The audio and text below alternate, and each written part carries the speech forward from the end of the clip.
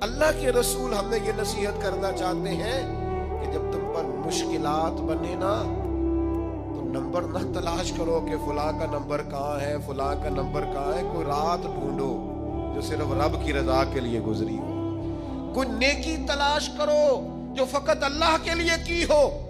کوئی آنسو ڈھونڈو جو تم نے کسی مسکین یتیم کے پوچھے ہو.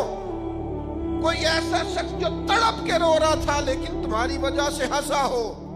کوئی ماں جس نے راہ جاتے تمہیں دعا دی ہو کہ بیٹا جا تو جیتا رہے. کوئی بوڑھا شخص جس نے دعا دی ہو کہ اللہ دنیا اور آخرت میں تیرا بھلا کرے. کوئی یتیم، کوئی لاوارث، کوئی کمزور، کوئی شخص جس کی روح سے تمہارے لیے دعا نکلی ہو.